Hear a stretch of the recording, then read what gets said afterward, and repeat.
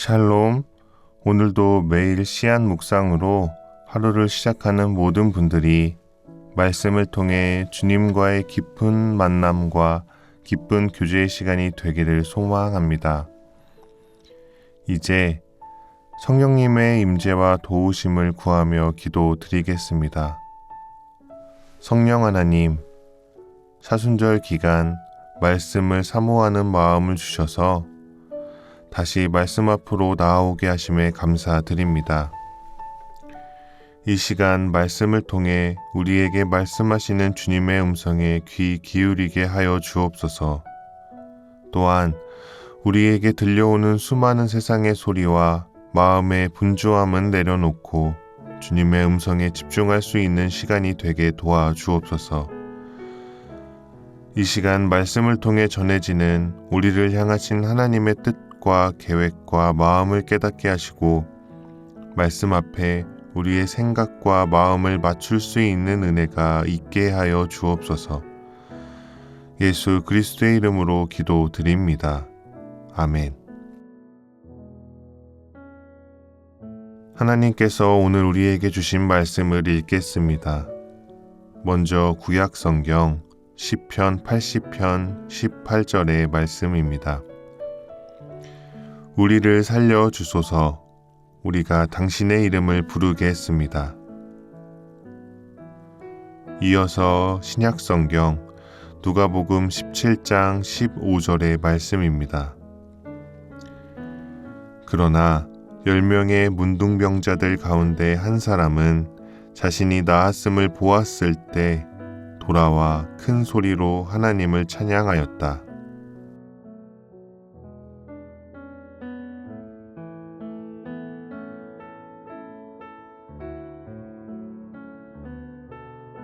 이번에는 순서를 바꾸어서 다시 한번 읽겠습니다. 그러나 10명의 문둥병자들 가운데 한 사람은 자신이 나았음을 보았을 때 돌아와 큰 소리로 하나님을 찬양하였다. 우리를 살려 주소서. 우리가 당신의 이름을 부르겠습니다. 이제 말씀을 읽고 마음에 와서 부딪히는 단어나 구절, 이미지를 묵상하며 말씀 앞으로 나아가겠습니다.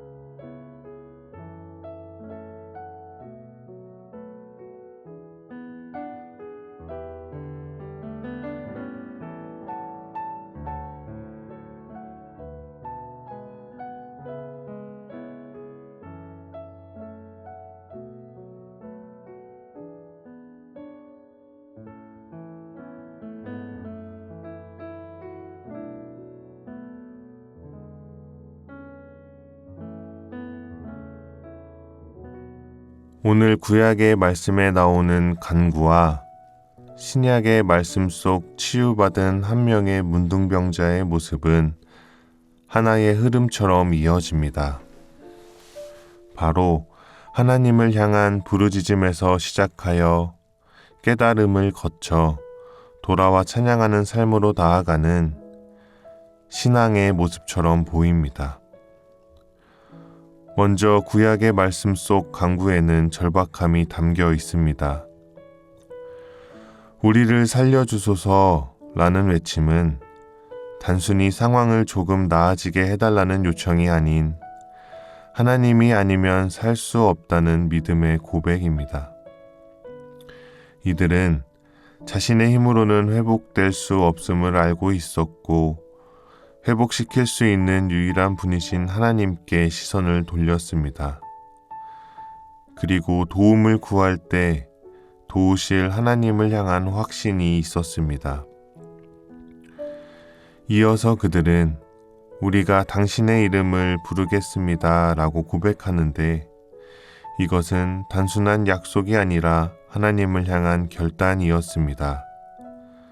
즉 하나님께서 살려주신다면 그 은혜를 잊지 않고 계속해서 하나님을 찾고 의지하며 살겠다는 것이었습니다.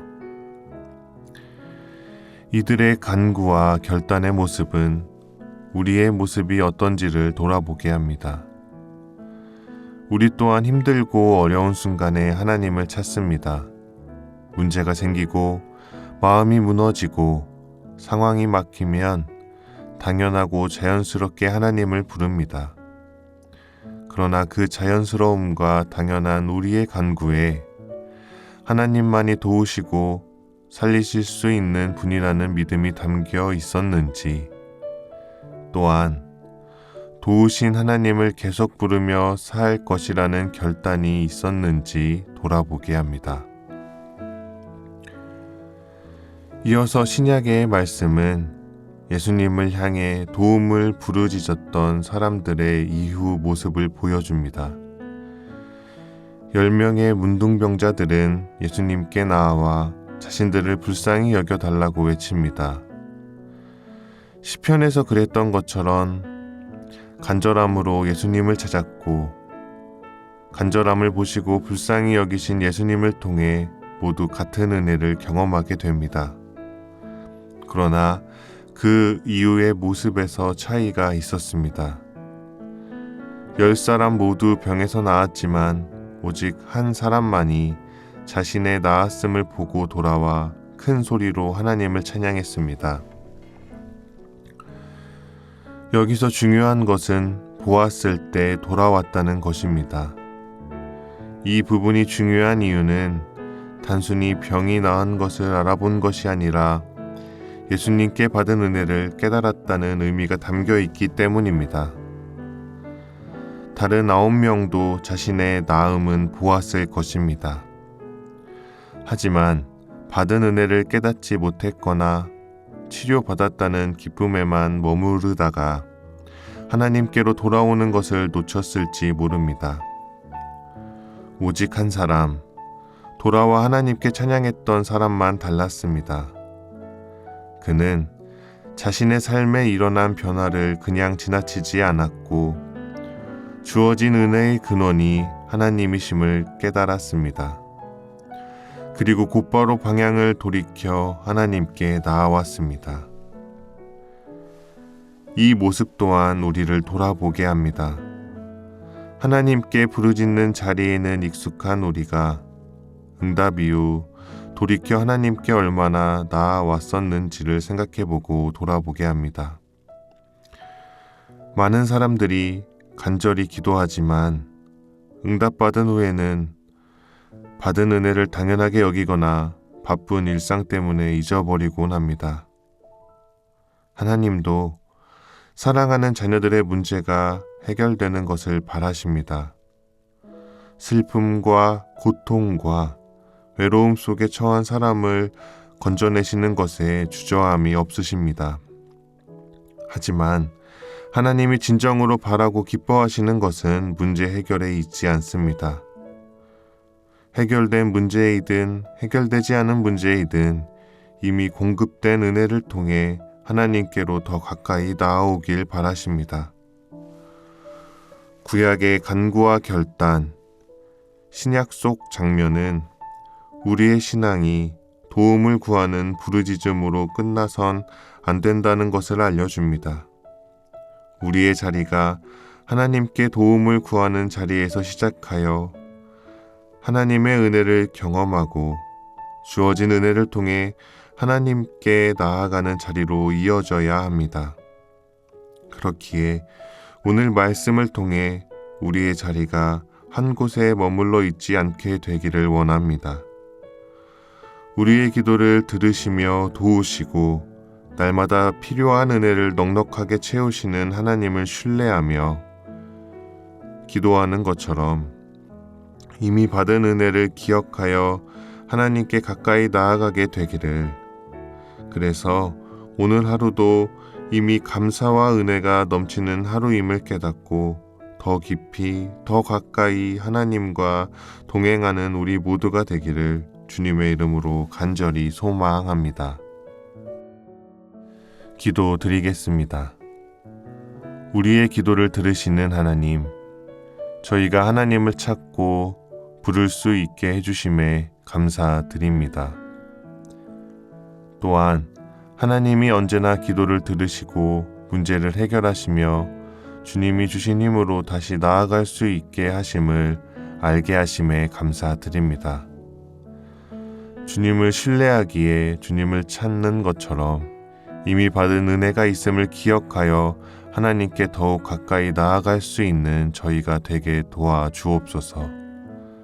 상황과 환경에 따라 흔들리는 연약한 저희를 붙잡아 주셔서 지금 이 순간에도 도우시는 하나님, 우리를 향한 계획을 가지고 계신 하나님이심을 알게 해주셔서 하나님을 아는 지식을 가진 온전한 하나님의 자녀로 살아가게 하옵소서. 그래서 날마다 여러 방법으로 우리를 낙심시키려 공격하는 사단의 공격을 능히 이기게 하여 주옵소서. 주님, 자주 넘어지고 자주 변하는 저희를 긍휼히 여겨주시고 언제나 주님을 찾는 힘을 주셔서 그 힘으로 언제 어느 때나 하나님께 나아가는 모습이 되어 하나님이 원하시고 하나님이 기뻐하시는 모습으로 살아가게 도와주옵소서. 주님과의 동행이 가장 좋은 길임을 고백합니다. 앞으로의 믿음의 여정 가운데 주님만을 찬양하고 따르기를 결단하며 이 모든 간구를 예수님의 이름으로 기도드립니다. 아멘. 계속해서 말씀 가운데 잠잠히 머무르며 다음의 질문들을 통해 주님의 음성에 귀 기울여 보시기 바랍니다. 첫째, 하나님께서 내 삶에 베풀어 주신 은혜가 있으십니까? 내 삶에 베풀어 주신 것들을 보았을 때 하나님의 은혜임을 깨닫고 계십니까? 둘째, 하나님께 구하는 자리에 더 익숙하십니까? 아니면 감사하며 돌아오는 자리에 더 익숙하십니까?